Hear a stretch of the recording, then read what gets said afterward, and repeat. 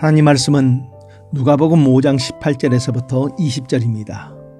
한 중풍병자를 사람들이 침상에 메고 와서 예수 앞에 들여놓고자 하였으나 무리 때문에 메고 들어갈 길을 얻지 못한지라.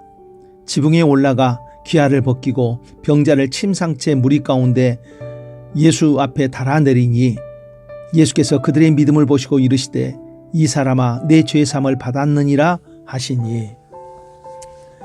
신학교 다닐 때입니다. 출석하던 작은 교회에서 1000시간 작정 기도 운동을 하기로 했습니다.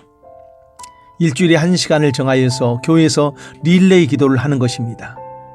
그래서 모든 성도들이 합하여 1000시간을 채워보자고 해서 사람들이 자기의 기도 시간을 정했습니다. 저는 집이 먼 거리에 있었기 때문에 수요 저녁 예배 후에 1시간을 기도하기로 작정하였습니다.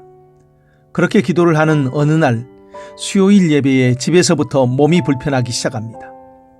예배 시간 내내 통증이 더해지고 그리고 예배가 끝난 뒤에는 녹초가 되었습니다. 몸이 불편하니까 그냥 갈까 하다가 성도님들이 오늘 작정기도 잘하세요 하여서 어쩔 수 없이 기도 시간에 남게 되었습니다. 그런데 앉아 있어도 힘든데 기도를 하려고 하니까 더 힘든 것입니다. 한참을 그대로 있다가 문득 이런 생각이 드는 것입니다. 기도를 안 해도 아프고 기도를 해도 아프고 에라 모르겠다. 그냥 온 힘 다해서 기도하자. 그래서 말 그대로 사투를 벌였습니다. 머리는 깨질 것 같습니다. 그래도 부르짖었습니다. 그런데 희한한 일이 일어납니다.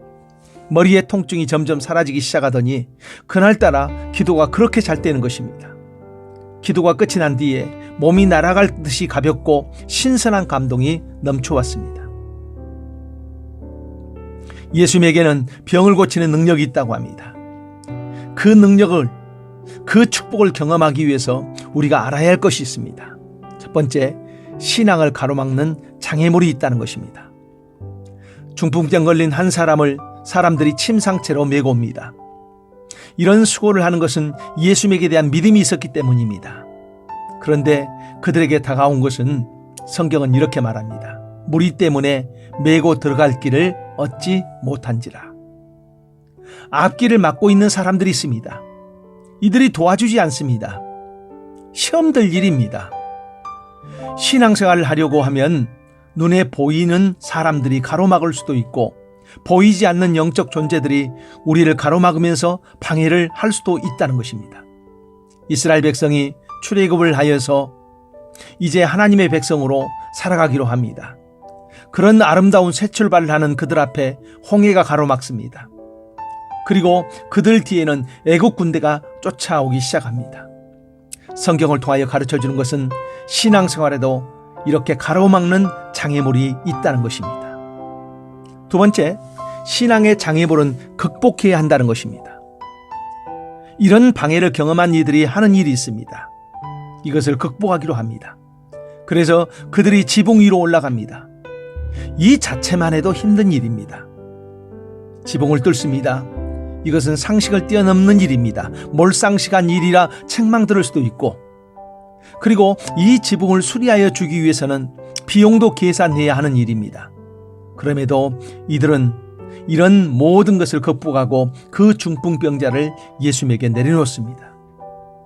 예수님께서 그들의 믿음을 보시고 이 중풍병자의 문제를 해결해 주십니다. 신앙의 장애물, 방해물을 극복해야 합니다.